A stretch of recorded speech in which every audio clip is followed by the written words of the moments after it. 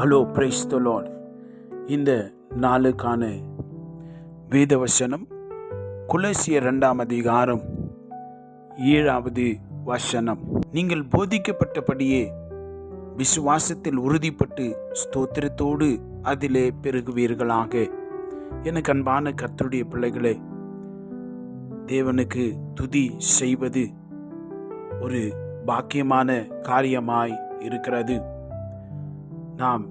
நமக்கு நன்மைகள் நடக்கிற பொழுது, நமக்கு ஏற்ற காரியங்கள் நமக்கு கைகூடி வருகிற பொழுது நாம் ஸ்தோத்திரம் சொல்லுவதும் தேவனை துதிப்பதும் சகஜமான ஒரு காரியமாய் இருக்கிறது.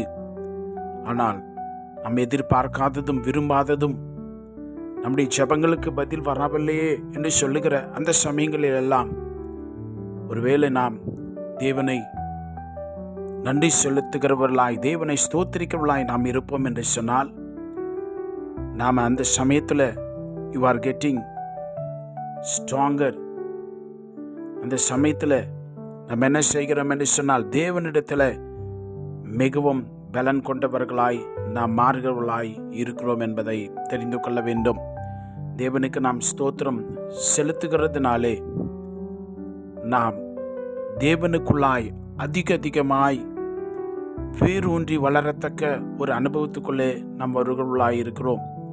அப்படித்தான் தனக்கு நன்மைகள் உண்டாகாத போது கூட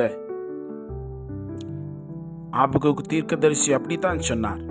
ஆபகுக்கு தீர்க்கதரிசியின் புஸ்தகத்திலே 3 அதிகாரம் 17 வசனம் 18 வசனத்திலே வாசிக்கிற பொழுது, அத்தி மரம் துளிர் விடாமல் போனாலும், திராட்சை செடியின் பழங்கள் உண்டாகாமல் போனாலும், ஒலிவ மரத்தின் பலன் அற்று போனாலும், வயல்கள் தானியத்தை விளைவியாமற் போனாலும், கிடையில் ஆட்டு மந்தைகள் முதலற்று போனாலும், தொழுவத்திலே மாடு இல்லாமற் போனாலும், நான் கர்த்தருக்குள் மகிழ்ச்சியாயிருப்பேன், என் ரட்சிப்பின் தேவனுக்குள் களி கூறுவேன் என்று சொல்லி இந்த வார்த்தையிலே நாம் வாசிக்கிறோம்.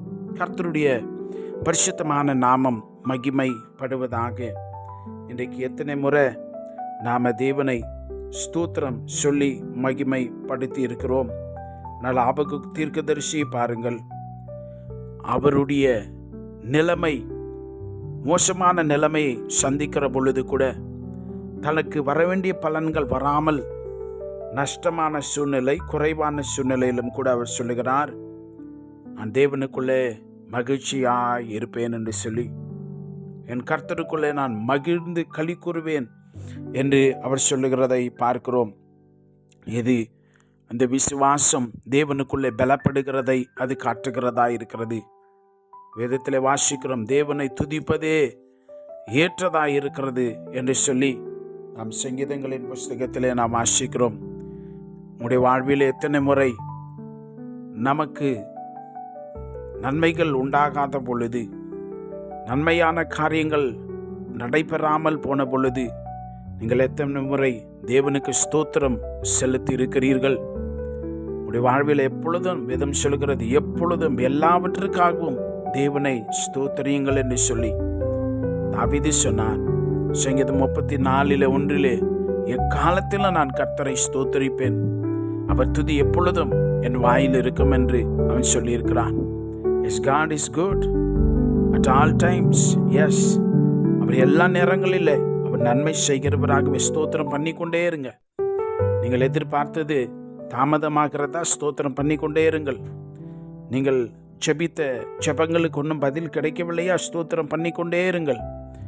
நான் ஏற்ற வேளையில் இவ்விதமாய் நடந்திருக்க வேண்டும் என்று சொல்லி நீங்கள் நிர்ணயித்த கால கடந்து போனாலும் ஸ்தோத்திரம் பண்ணிக்கொண்டே இருங்கள். வேதம் சொல்லுகிறது, அந்த துதிகளின் மத்தியிலே வாசம் பண்ணுகிற அந்த தேவன் உனக்கு நன்மை செய்வார். ஆபகுக்கு தீர்க்கதரிசியை போல நமக்கு அந்த உறுதியான விசுவாசம் வருகிற பொழுது தேவன் மீதியானவைகளை அவர் கவனித்துக் கொள்வார். எனக்கு அன்பான தேவனுடைய பிள்ளைகளே, when you get stronger, you will get into praising mind. You will have a gratitude towards God. நீங்கள் எப்பொழுது தேவனுக்கு நன்றி சொல்லணும் அப்படின்னு உங்கள் மைண்டு வந்துருச்சுன்னா, you are getting stronger. Your enemy is getting weaker. நீங்கள் எப்பொழுதும் தேவனுக்கு ஸ்தோத்திரம் செலுத்துகிற அந்த பழக்கமுடையவர்களாய் மாறுகிற பொழுது நீங்கள் அதிகமாய் தேவனுடைய பலத்தில் வளர ஆரம்பித்திருக்கிறீர்கள் என்று பொருள்படுகிறது. உங்கள் எதிராளி அவன் பலவீனப்பட்டு போய்கொண்டே இருக்கிறான் என்று மிக நிச்சயமாய் சொல்லலாம். எனக்கு அன்பான கர்த்தருடைய பிள்ளைகளே, அபகுக் தீர்க்கதரிசி, தாவீது, தானியேல் இவர்களைப் போல நாம் எப்பொழுது தேவனை நோக்கி நாம் ஸ்தோத்திரம் பண்ணிக்கொண்டே இருக்கலாம். உங்களுக்கு நன்மையானது வரும், நீங்கள் விரும்பினது கிடைக்கும். கர்த்தர் உங்களுக்கான உரியதை ஏற்ற சமயத்தில் உங்களுக்கு கிடைக்கும்படி செய்வார். நாம் செபிக்கலாமா?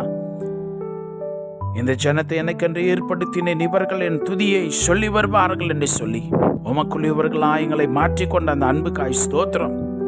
நாங்கள் துதிக்கும்படியாய் நாங்கள் துதிக்கிற பொழுது பரலோகத்தின் தேவனே இறங்கி வருகிறீர். துதிக்கிற பொழுது எங்களுடைய வாழ்வின் எரிகோ மதில்கள் விழுந்து போகிறதையா. துதிக்கிற பொழுது அந்தகார கட்டுக்களும் இருளின் வல்லமைகளும் உடைந்து போகிறதுக்காய் ஸ்தோத்திரம். நாங்கள் நன்மையை பெற்று மாத்திரமல்ல, நன்மைகள் கிடைக்கப்பெறாத நேரத்திலும் ராஜா ஆண்டவரே, நாங்கள் வேண்டினது வர தாமதிக்கிற பொழுது கூட நாங்களுமே நன்றி நிறைந்த உள்ளத்தோடு ஸ்தோத்திரிக்கிற மனப்பாங்க எங்களுக்கு நீர் உண்டாக்கி தர வேண்டுமாய் நாங்கள் செபிக்கிறோம்.